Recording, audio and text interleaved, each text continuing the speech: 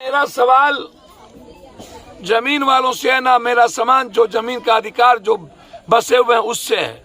मेरा सवाल, क्या यही सत्ता है? यहाँ के एमएलए जो जदयू के हैं, जो मंत्री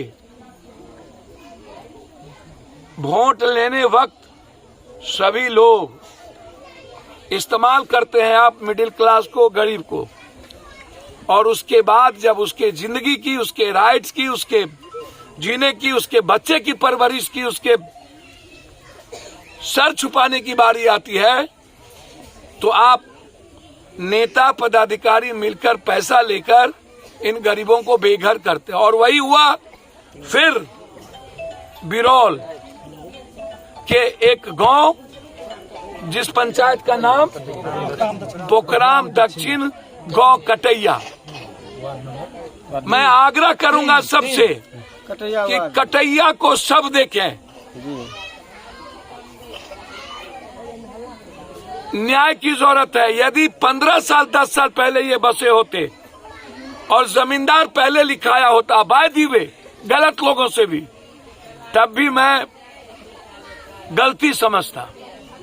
50 सालों से बसा हुआ और किसी दूसरे दियाद के बच्चों से, तीसरे बच्चों से लिखाना, मेरे ख्याल से यह सही मानसिकता नहीं है।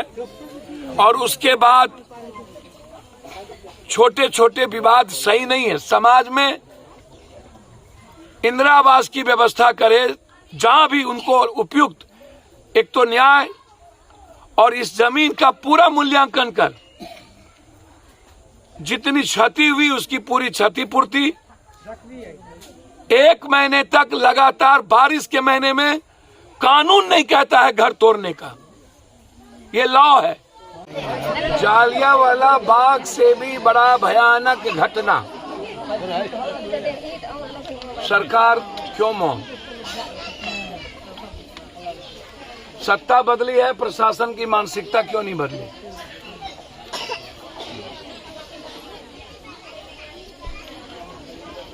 साठ 50 सालों से लगभग 1000 की संख्या और 150 से 200 परिवार जो ऋषिदेव परिवार, मुसहर परिवार या अन्य और भी 2, 4, 5, 10 अन्य परिवार के लोग यह समझ के यहाँ रह रहे थे कि ये भगवान की जमीन है, किसी ने दान दे दी और इस पर ये लोग रह रहे थे। 50-60 सालों के भीतर दरभंगा की जो स्थिति है, जो मैं बार बार कहता हूं कि दरभंगा राज महाराज या ऐसे कोई भी जमींदार जो लगभग जमीन उनके कई पुश्त के बाद यहां से गलत तरीके से बेचकर जमीन माफिया, अन्य बड़े लोगों के हाथ विवाद को खड़ा कर दिया है।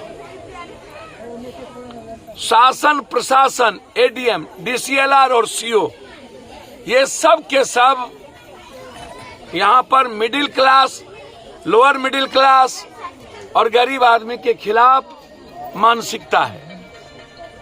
वह जमीन माफिया और जमींदारों के पक्ष में काम कर रहा है। न्याय मैंने नहीं देखा।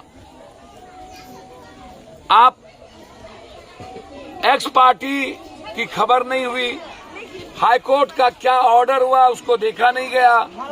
आपको 3 नोटिस देनी थी, वो नोटिस नहीं दी गई।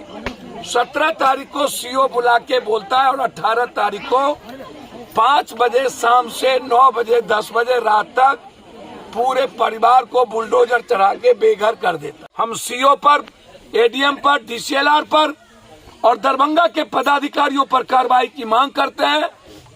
इन पर मुकदमे दर्ज हो। इन लोगों ने पैसा लेकर के काम किया। मैं दोनों पक्ष के लोगों के सौहार्द की उम्मीद करता हूं।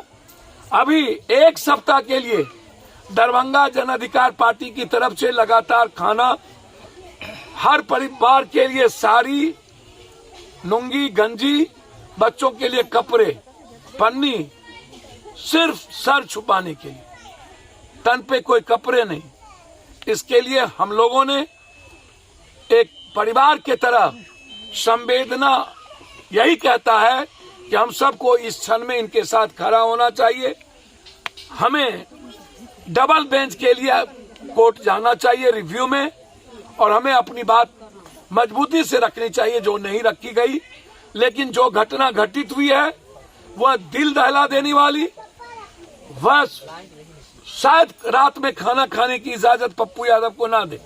जो मैंने देखा, जिस हालात में हम यहाँ आए, और ये राइट बारिश के साथ साथ रात में घर तोड़ने का राइट किसने दिया, यह भी गलत है। और इस मामले को लेकर हम मानवाधिकार को लिखेंगे, किसी भी कीमत पर अनुसूचित जनजाति आयोग को लिखेंगे, ताकि वो आके इस मामले को देखे और सरकार को तलब करे। मैं सरकार से मांग करता हूं, हर परिवार को 1-1 लाख की मुआवजा और 1 महीने की खाने की व्यवस्था, राहत कार्यक्रम यहां चलाए और पदाधिकारी पर कार्रवाई करे।